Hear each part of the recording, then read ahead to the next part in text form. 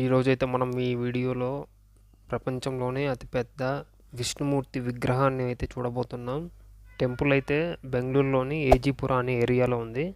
Temple name వచ్చేసి Shri Kodandarama Swamy temple. So అక్కడికి ఎలా వెళ్ళాలి ఏంటి అనేది చూద్దాం. సో ఫస్ట్ నేనున్న ఏరియా వచ్చేసి కుడ్డుగట్ అనమాట.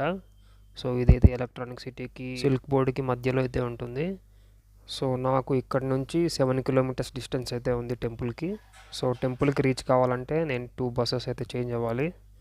ఒకటి వచ్చేసి నేనున్న ఏరియా మడివాలకి ఒక బస్సులో వెళ్ళాలి.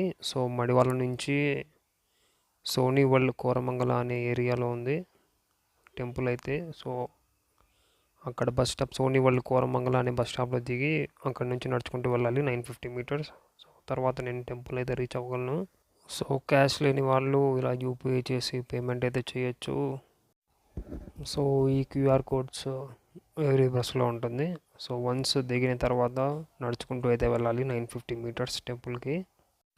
ఇంకా టెంపుల్ విషయానికి వస్తే ప్రపంచంలోనే అతిపెద్ద విష్ణుమూర్తి విశ్వరూప విగ్రహం అయితే 108 అడుగుల పొడవైన విగ్రహం ఒకే శిల మీద చెక్కారు.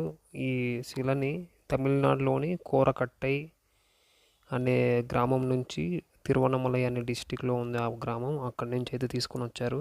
తీసుకురావడం అయితే 240 వీల్స్ ఉన్న ఒక ట్రక్లో అయితే తీసుకొని వచ్చారు.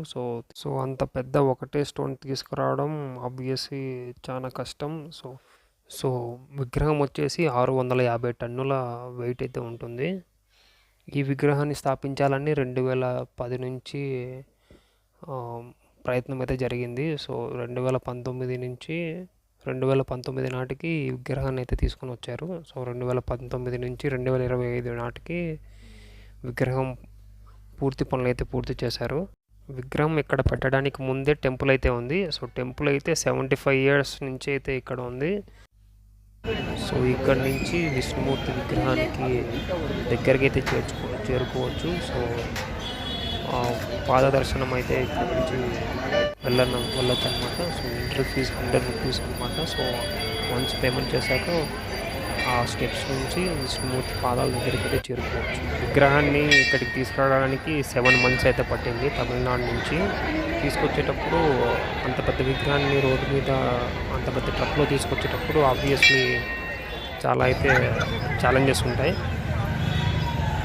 సో విష్ణుమూర్తి అయితే 10 అవతారాలతో దర్శనం అయితే ఇస్తూ ఉంటాడు.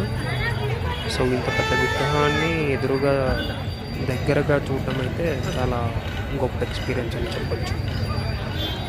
సో ఈ గుడికి కోదండరామస్వామి నేమ్ అయితే ఎలా వచ్చిందంటే, ఈ విగ్రహానికి బ్యాక్ సైడ్ అయితే మెయిన్ టెంపుల్ ఉంటుంది. సో మెయిన్ టెంపుల్లో కోదండ బాణాన్ని పట్టుకొని శ్రీరాముడు సీతా లక్ష్మణ సమేతుడై దర్శనమిస్తూ ఉంటాడు.